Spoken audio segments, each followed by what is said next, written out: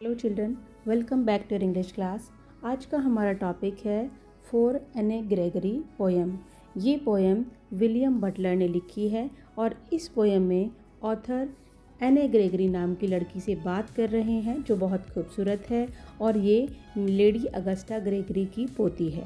तो वो इससे बात करते हुए कहते हैं कि तुम बहुत खूबसूरत हो और तुमसे कोई भी आदमी, कोई भी यंग मैन तुम्हारी ब्यूटी के लिए तुमसे मोहब्बत करेगा, ना कि तुम्हारे इनर ब्यूटी के लिए, तुम्हारे दिल के लिए तुमसे कोई मोहब्बत नहीं करेगा। वो कहता है कि हमसे प्यार सिर्फ हमारा गॉड ही करता है, अल्लाह ही करता है और कोई नहीं करता।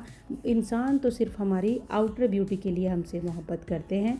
तो पढ़ते हैं पोएम और एने क्या कहती है इस बारे में जब वो इससे कहता है। दोनों का डिस्कशन है यहाँ पर, ऑथर का, विलियम बटलर का और एने के बीच में बातें चल रही हैं।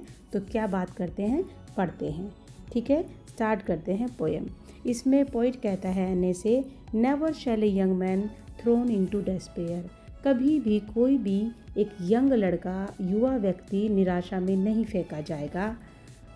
Bye those great honey coloured ramparts at your ear. उन बालों द्वारा जो कि तुम्हारे जो भूरे रंग के बाल हैं, शहद के कलर जैसे जो तुम्हारे बाल हैं और जिनको तुम्हारे बालों ने तुम्हारे कानों को ढक रखा है। रैम्पर्ट्स का मतलब होता है एक किले के चारों तरफ दीवार जो बन जाती है, उसकी उसकी रक्षा के लिए जो दीवार बन जाती है, जिसको हिंदी में बोलेंगे प्रतिरक्षात्मक दीवार। जो डिफेंस के लिए दीवार बनी है, वैसी दीवार बने हुए हैं तुम्हारे बाल तुम्हारे कानों के लिए। वो कहता है कोई भी तुमसे तुम्हारे बालों के लिए, तुम्हारी ब्यूटी के लिए प्यार करेगा और ना कि तुम्हारे इनर ब्यूटी के लिए। Love you for your self alone and not your yellow hairs. तो कहता है कि वो तुमसे तुम्हारे लिए प्यार नहीं करेगा, वो सिर्फ तुम्हारी ब्यूटी के लिए तुमसे प्यार करेगा। तो अब इस चीज़ को सुन कर के एने जब ये सारी बातें सुनती है तो कवि से कहती है, उसको रिप्लाई करती है, कहती है अगर ऐसा है तो मैं अपने बालों को डाई कर लूँगी। मैं अपने जो मेरे बाल सुंदर कलर के हैं, इनको मैं दूसरे कलर में चेंज कर लूँगी, चाहे वो काला हो या फिर वो लाल हो या कोई और कलर हो। कहती है मैं दूसरे कलर में अपने बालों को चेंज कर लूँगी। अगर भूरा या काला या गाजरी रंग का मैं अपने बालों को कर लूँगी तो शायद तब वो आदमी जो दुखी रहेगा और जो मुझसे मोहब्बत करेगा, शायद वो मेरे लिए मुझसे मोहब्बत करे, ना कि मेरी ब्यूटी के लिए मुझसे मोहब्बत करे, मेरे सुंदर बालों के लिए मुझसे मोहब्बत करे। तो कवि उससे कहता है कि नहीं, ऐसा नहीं है। मैंने सुना है, मैंने एक बुज़ुर्ग आदमी को, एक धार्मिक आदमी को कहते हुए सुना है और ये किताबों में भी लिखा है, ये रिलीजियस किताबों में लिखा है, कोई भी धार्मिक किताब उसमें लिखा है कि हमसे मोहब्बत सिर्फ अल्लाह ही करता है, ईश्वर ही करता है और कोई हमसे उसके सिवा मोहब्बत नहीं करता। हमसे हमारे लिए मोहब्बत सिर्फ अल्लाह करता है और कोई नहीं करता, ईश्वर करता है, भगवान करता है और कोई दूसरा हमारे लिए हमसे मोहब्बत नहीं करता।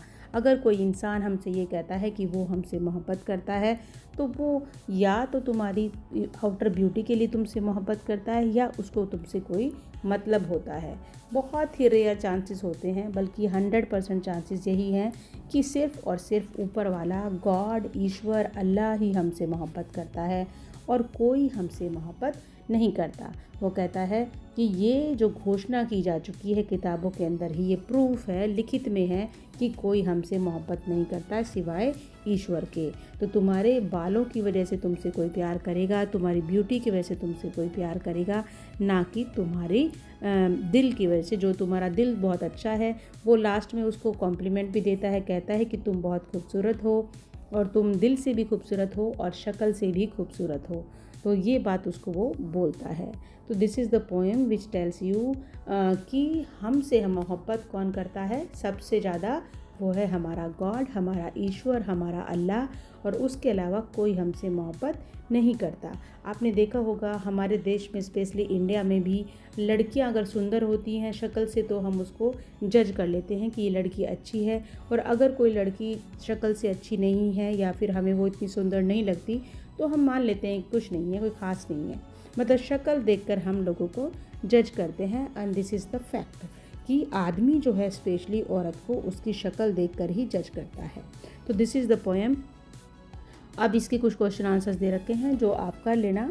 और ये चैप्टर आपको यही मैसेज देता है, ये पोएम आपको यही मैसेज देती है कि हमें इंसान की इनर ब्यूटी को देखना चाहिए, ना कि आउटर ब्यूटी को। So that's it for today, bye for now, have a nice day.